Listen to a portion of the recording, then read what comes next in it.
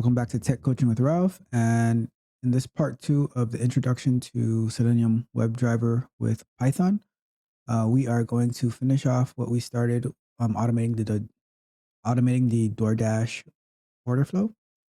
So let's get right into it.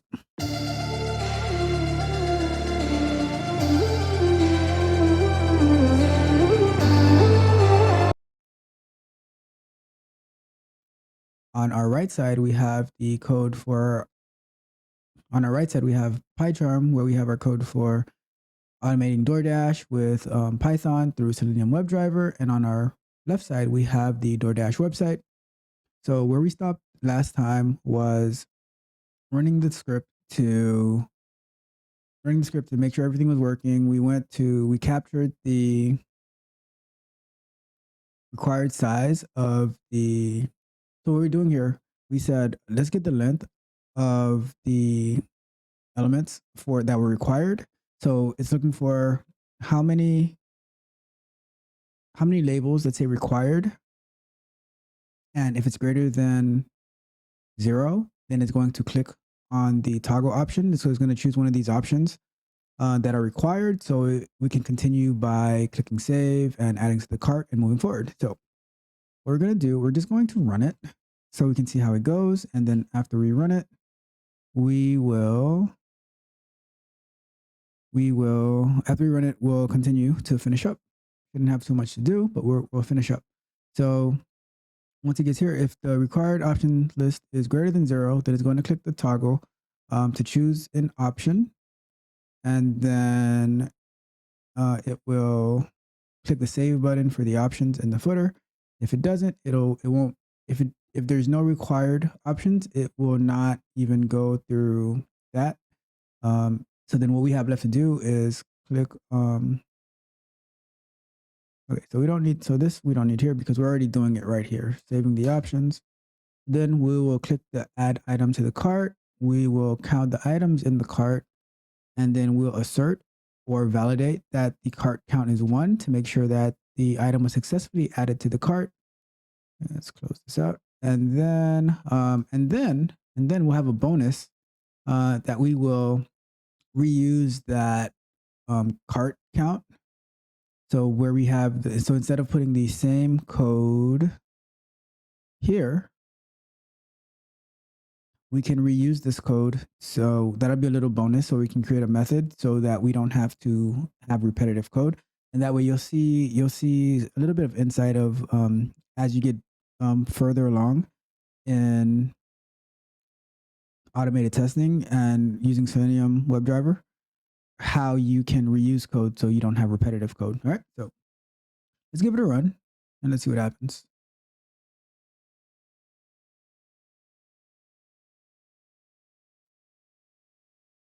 All right, so it is opening up the browser.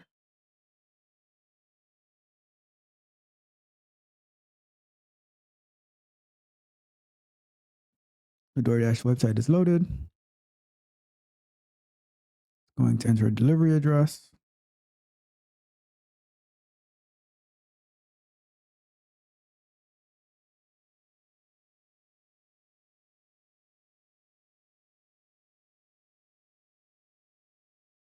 It's going to filter by fast food.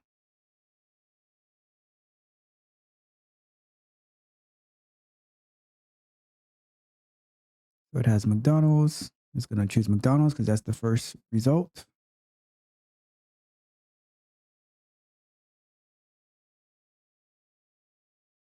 Now it should be scrolling down to where the menu items are.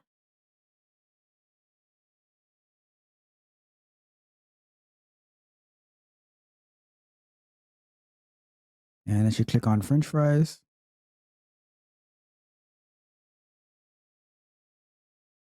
And because it's required, it should click on the first one.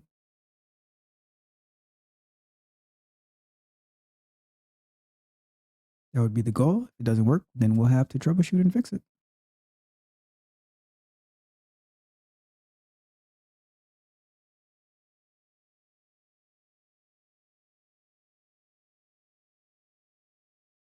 And the reason that we're doing this like that is because when you're automating, there are going to be some unknowns, especially if you're doing like an e-commerce or a order flow, where you might not necessarily know what product is going to choose. So it might be required, it might not be required.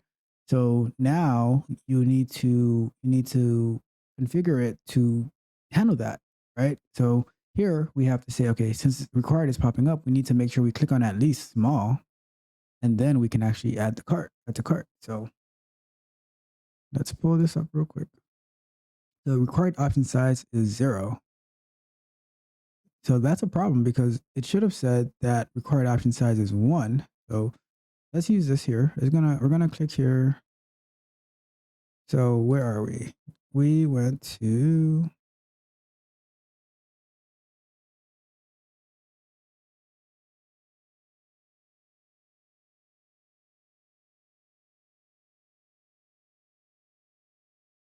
let's see. So click on the first popular item. It did that.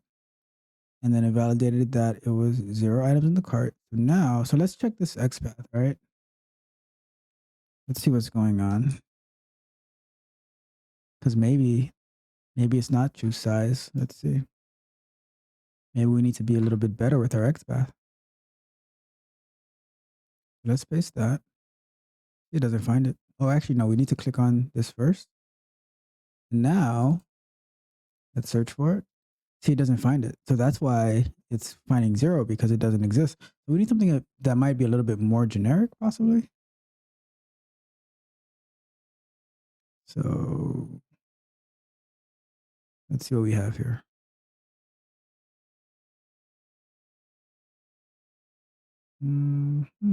Let's see. And that's the tricky part about using these XPaths, and you need to you need to be able to configure your selectors to be general and like specific enough to find what you're looking for, but general enough to be able to handle like different products or different sizes. So let's try with required. So we found required. There's 1 of 1. So that's actually pretty good. So if we might just use this one and not worry about the first one. Let's paste this in here. So for the time being, we'll go. So this one is, okay. So you see how this is select size and this is choose size?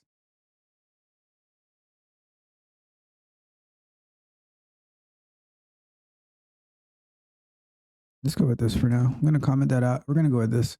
And in the future, you might have to make it like a little bit more specific if necessary, but I think we're good. Let's go ahead and we'll run it one more time.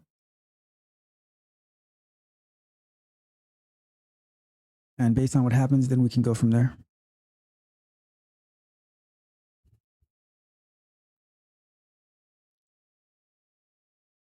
And that's the thing, like when automating, you're gonna end up running the test over and over and over again because you are troubleshooting as you're building your automated test to make sure that you're finding the best selectors. So as we saw last time when it ran with the Wendy's restaurant, it was using the like select size, but then on McDonald's it's choose size. So those are the issues that you run into when automating, especially with the locator. So if you are not familiar with choosing proper locators, check out the video that I created where I show you how I choose the right locators for my automated test. And that should definitely help you with choosing successful locators. Now we're going to scroll down to the popular items. We're going to click on the first one, French fries. And now it should be able to find that required item to click on the first one. Let's see what happens. Hope that works. There we go. Then the next up would be add to cart. We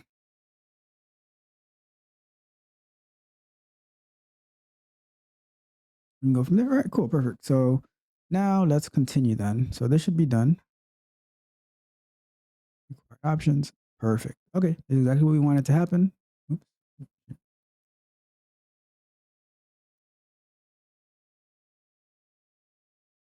All right, so let's scroll down to the bottom of our code.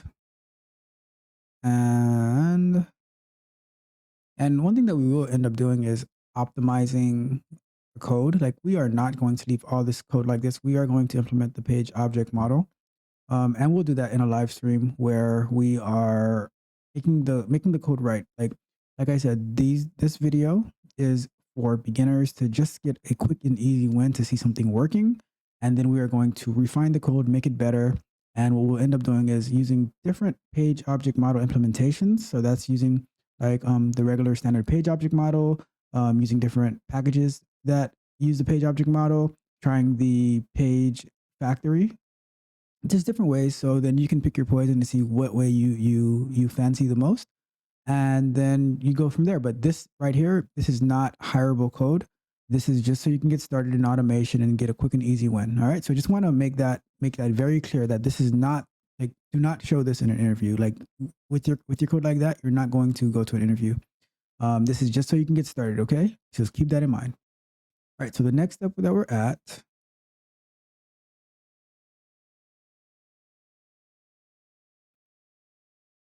so add item to the cart. So let's do that. We're going to say browser dot find element, and let's get the code for adding to the cart.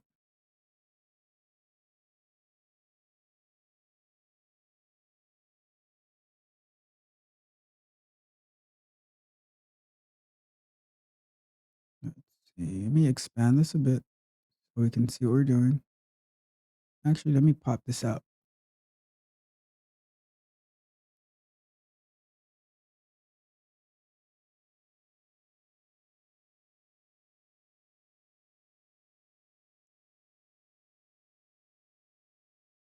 All right. So now we can see a little bit better what we're doing. Okay. So now let's select it again.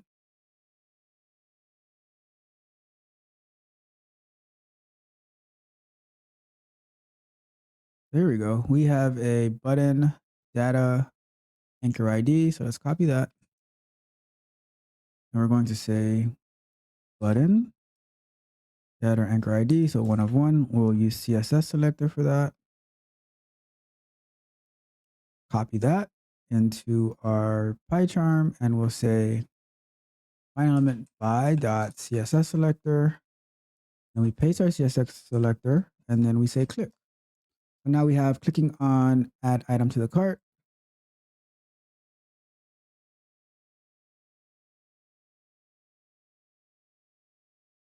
And let's finish that part up. So let's say we click on add item to the cart.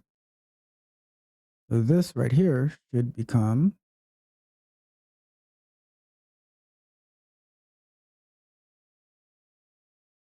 1. Perfect. So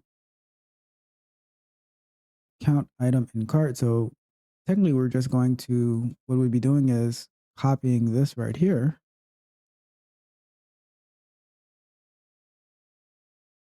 and pasting it here, right? And then we would say this is 1, and that's 1. So now if we were to run it again, this should say we should add item to the cart, and then when we click here, it should say that it should match that the item in the cart is 1. If it doesn't, then we should get a error, a failure saying expected item in cart is 1, but the actual item in the cart is whatever the number would be, right? So let's go ahead and give it another run. Let's close that out, and let's give it a run and see what happens.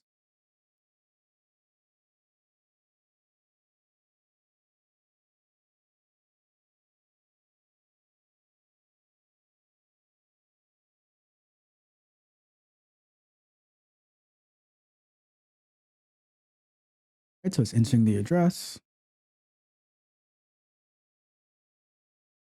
Now it's going to filter by fast food. And why am I saying the steps over and over again? Just so we can get familiar with understanding what our code is doing, right? So I'm repeating it so I can have a good understanding of, okay, this is what the code that I wrote is doing. These are the steps that it's going through. And now after clicking on McDonald's, it's going to scroll down to featured item.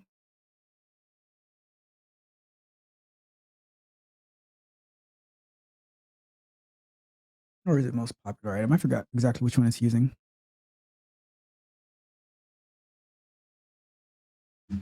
Popular items. Okay. So now that it's required, it should find that. It should click on the small because it's choosing the first option under the required items. And now it should click on add to cart. There we go. And then we should get, so let's see, let's go back to our code. It failed. Why did it fail? Okay, there's a very interesting reason why it failed. It's because by the time we click on add to cart, there was no time in between that it got updated for it to be so it can get the one. So that's why it still got the 0. So what we're gonna do, we're going to do a time.sleep, which this is also not the proper way to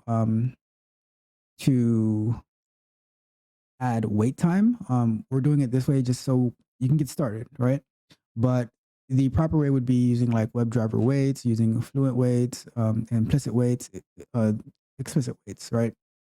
So, but we're doing it like this right now just so we can get through this, so you can have a full functional working flow. And then once that's done, then we're going to go back, refine, refactor, rerun to make sure that everything is still working properly. So we're going to run it one more time. And then once we run it, then we're going to get to our, to refactoring this right here and to put it into a method. Okay. So let's give it a run.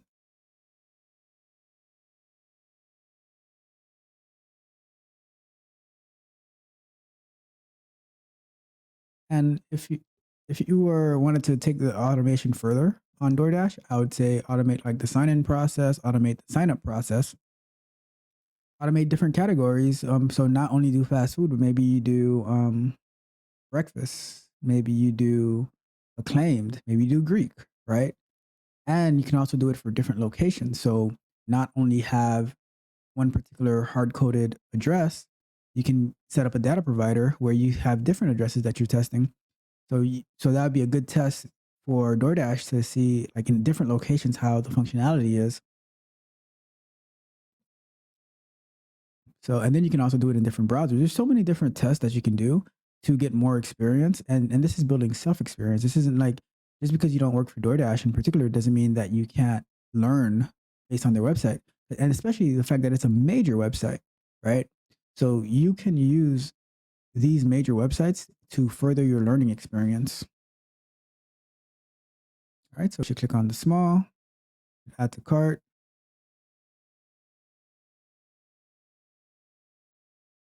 And now we should wait 3 seconds and our test should pass. Take a look.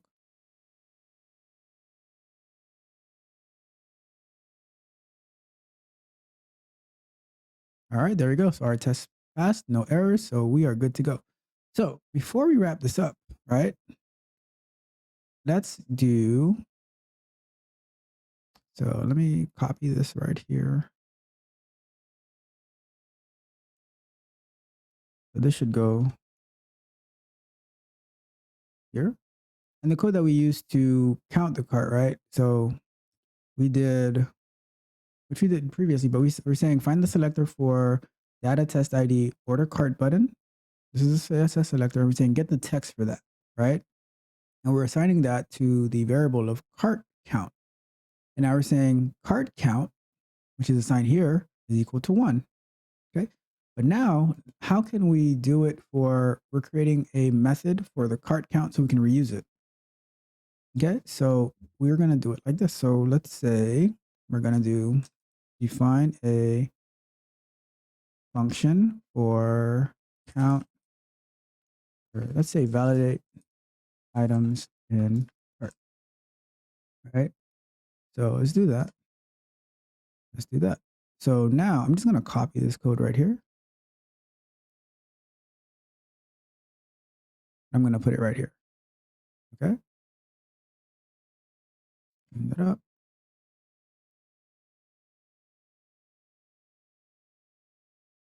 So now that I have this here, are we able to just copy this right here? Let's use this right here, and we're going to put it where the first time we're using it. So it's here. We're going to go right here. Validate items in cart. Okay, so because of that, so we need to have this above it, right? So I'm going to take this right here. Oops.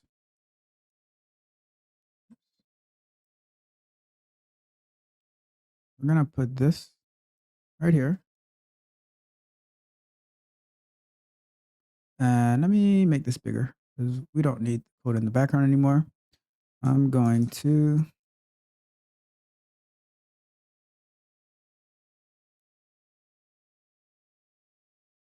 put this up here. Actually, let's put it like right above where we're using it. All right, so now that we have this here, so this should work. So now once it gets here, it's going to try to validate the items in the cart, right? So let's give this a run to see what happens. Is this actually going to be using this? And have we saved ourselves? So we need this in one more spot as well. Let's copy this here. We need so now we're using a function to validate that the right amount of items are in the cart. Okay. But let's see what happens when we run it, because so we reduced repetitive code to be just this little function right here, the same way that we have it here in two spots. Now let's see if our bonus is going to work. Let's give it a run. Let's see what happens.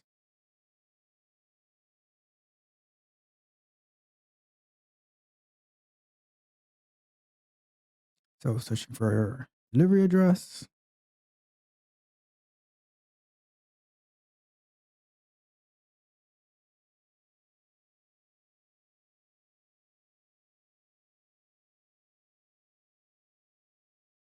And we're going to filter by fast food.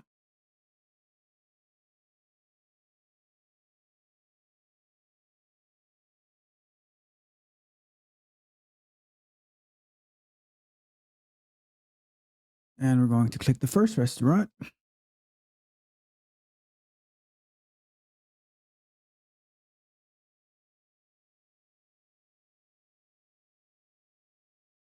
And we're going to scroll down to the popular items.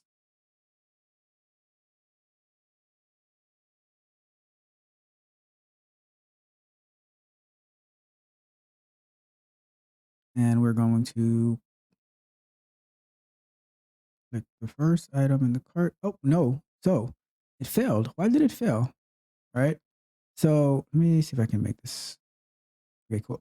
Why did it fail? So in our function, the first time that this would be running, it's expecting to have 0 items in the cart. But because we have it hard coded for 1 item in the cart, it's going to fail when it's 0. So we need to optimize it, right? We need to pass a parameter so the cart count could be what we're passing in, and it's not hard coded. So how are we going to do that? So let's go to where we have this, and we're going to say, okay, we're going to pass a parameter for items in cart. Let's say amount of items in cart, right? Let's be very descriptive with our variable names. So copy that, and here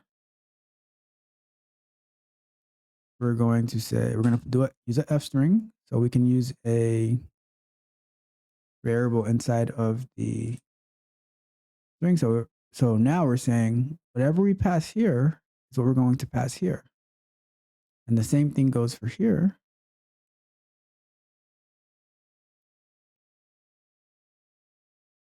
So now whatever we pass up here is going to be passed in here. So we're going to be, so if we pass 0 here, it's going to say the cart count should equal 0. If we pass 1 here, this should be 1. If we pass 2, it should be 2 items in the cart.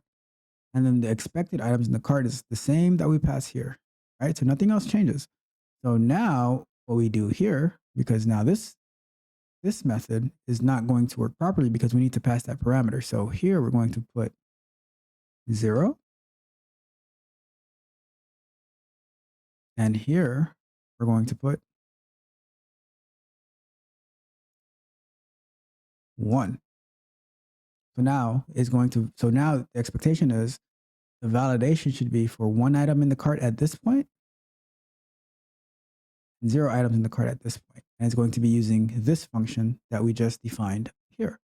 Okay, so let's give that a run and see what happens.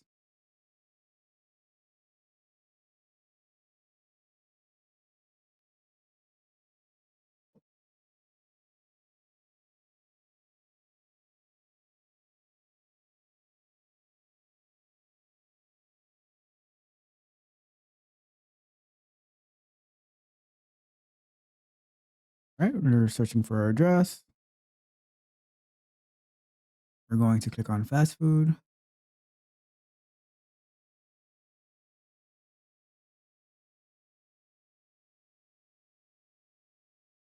We're going to click on McDonald's.